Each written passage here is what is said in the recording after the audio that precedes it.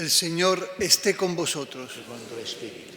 Lectura del Santo Evangelio según San Marcos. Gloria a ti, Señor. En aquel tiempo, un escriba se acercó a Jesús y le preguntó: ¿qué mandamiento es el primero de todos? Respondió Jesús: el primero es: escucha, Israel, el Señor, nuestro Dios, es el único Señor.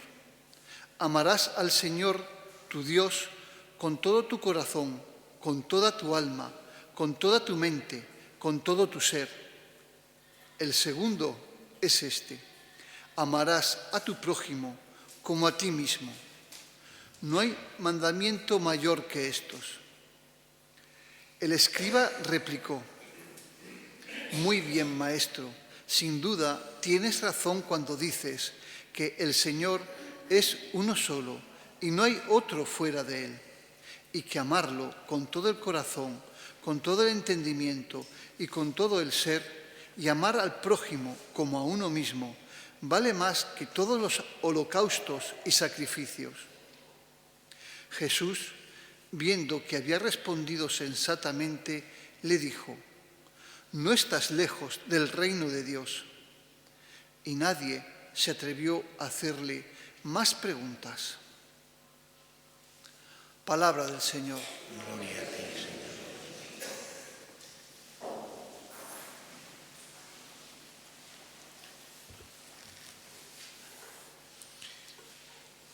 Estamos ya finalizando el año litúrgico. Estamos en el domingo 31 de lo que se llama tiempo ordinario. Quedan 3 domingos más. El tiempo ordinario son 34 domingos. Los demás, hasta los 52, se los reparten, esos 18, entre el Adviento, la Cuaresma y la Pascua. Bien, y finaliza también el Evangelio de Marcos, que ha sido el catequista de este año. Sabéis que hay 3 ciclos en la liturgia: el A, el B, el C, y en cada uno de ellos, pues, es el catequista uno de los evangelistas.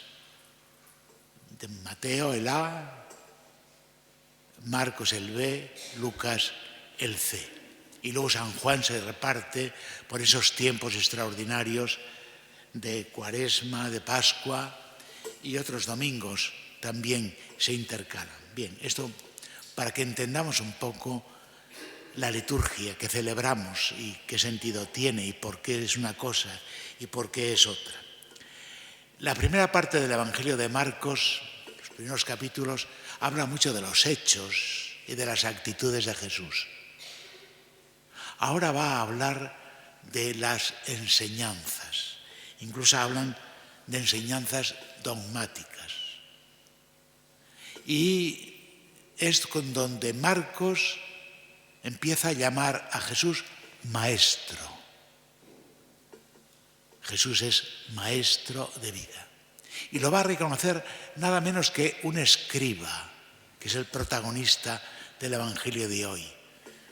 Solemos estar muy acostumbrados a escuchar que los escribas y los fariseos no hicieron más que ponerle trampas a Jesús y criticarlo, ¿no? Eran los enemigos, ¿no?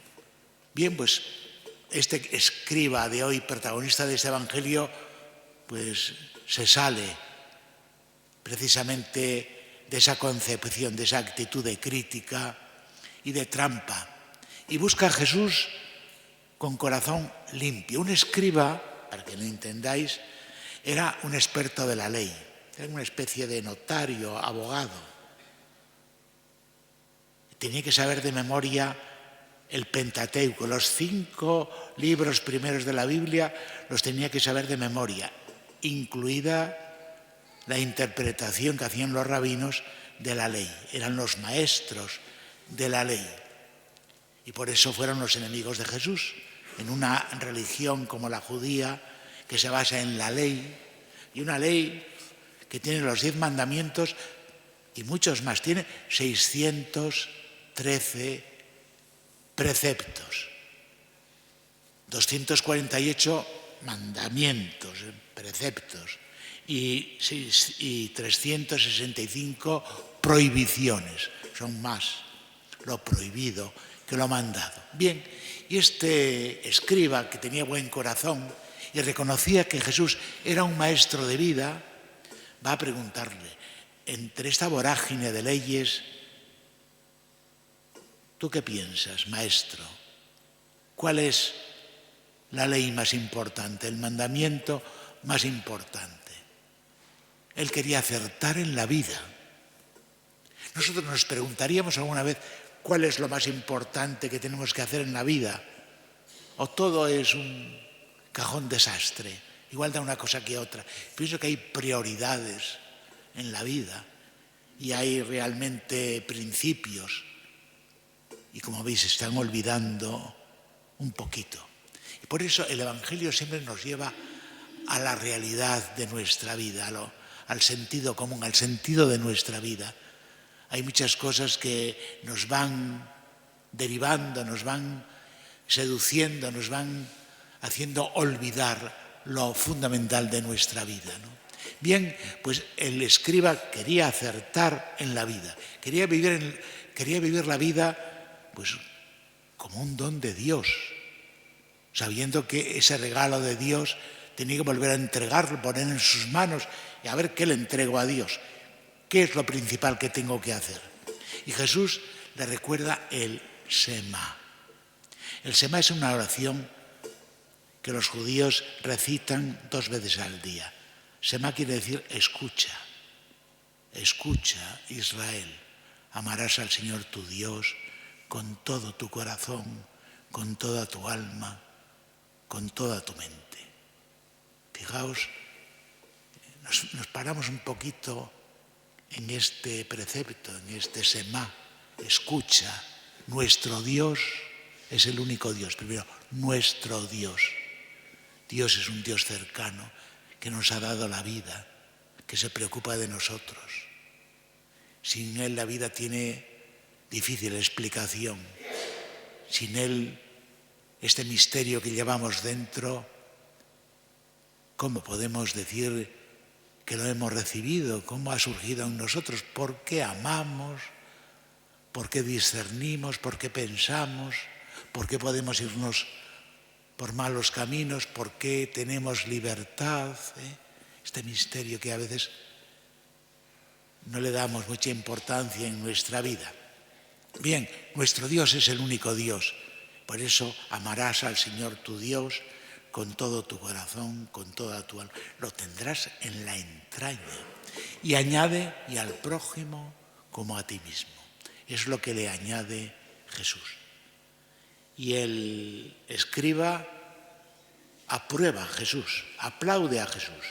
Has hablado bien. Y repite, si es verdad lo que dices, nuestro Dios es el único Dios, amarás al Señor tu Dios con todo tu corazón, con toda tu alma. Dicen los monjes de los monasterios que la palabra de Dios hay que rumiarla, que no hay que, en fin, escucharla como quien oye un tambor, sino que hay que rumiarla de tal manera que se convierta en nuestra savia interior, de tal manera que el amor de Dios, la voluntad de Dios, ese Dios nuestro, pues actúe en nuestra vida, nos ayude a saber hablar, a saber pensar, a saber elegir. Ese Dios que nos ayude, ese misterio que llevamos dentro. Os dije el otro día que San Agustín hablaba de Dios que estaba en lo más íntimo de nuestra intimidad. Pues sí, coincide con esto. Tenemos que amar a Dios, no simplemente cumpliendo preceptos, cumpliendo leyes, cumpliendo tradiciones. No, tenemos que, el amor es otra cosa. El amor es realmente, iba a decir, el volcán que llevamos dentro y que debe inundar nuestro pensamiento y nuestras acciones. Y es precisamente lo que quiere decir Jesús. Y eso es lo que se traduce también en el amor al prójimo.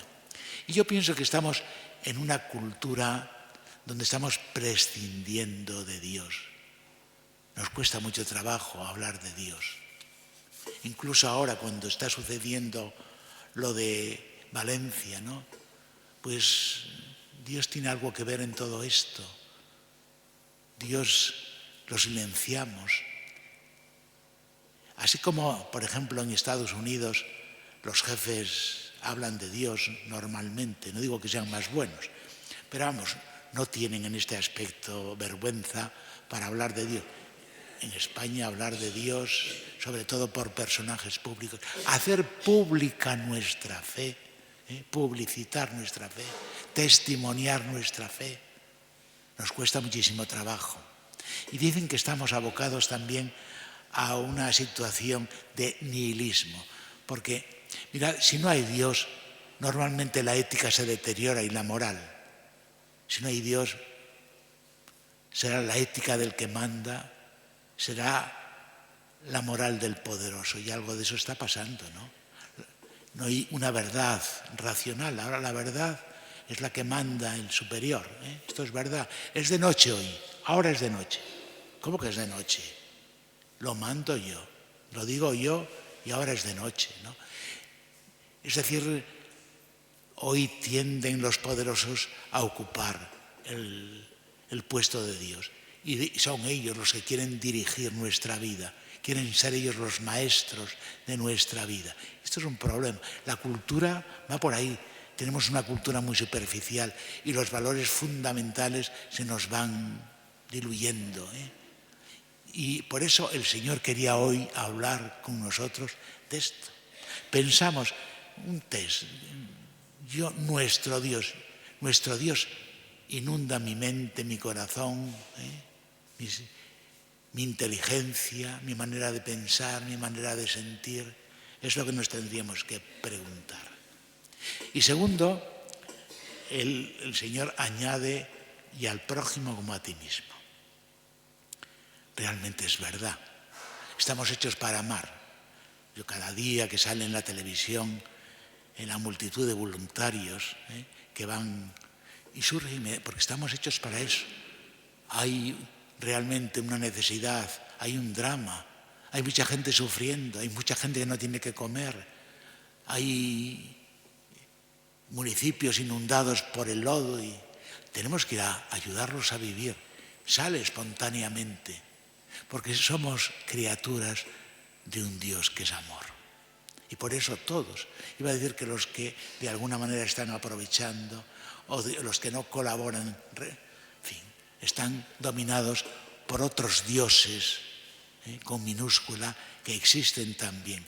Por eso nuestro Dios es el único Dios. Y estamos hechos para amar. Amar no es un deber. Amar es la manera sana de vivir. Amar es la manera sana de vivir. Fijaos si todos nos odiamos o somos indiferentes unos para los otros. La vida sería imposible.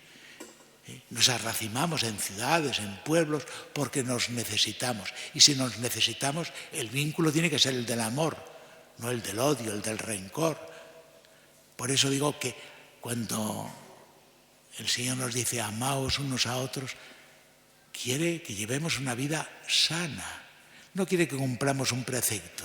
Quiere que tengamos esa actitud de saber vivir, el que nace para odiar, el que nace para dominar, el que nace para pisar, el que nace para excluir.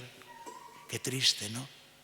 Por eso hemos de estar contentos de que el Señor nos hable hoy de esto, de que a Dios le tenemos que llevar en nuestro corazón y es Él el que realmente inunda nuestra existencia para que podamos hacer el bien y ver a los demás como hermanos y establecer con ellos el vínculo del amor.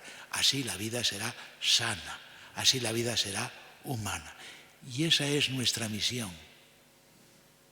La Iglesia, el Evangelio, tiene mucho que aportar a la vida de hoy, a la cultura de hoy.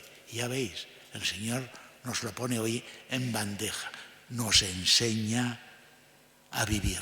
Jesús es maestro de vida. Por eso el escriba hacía, maestro, muy bien, ¿qué tengo que hacer? ¿Cuál es el mandamiento principal? ¿Qué tengo que hacer para acertar en la vida? Amar a Dios y amando a Dios, amar a los hermanos.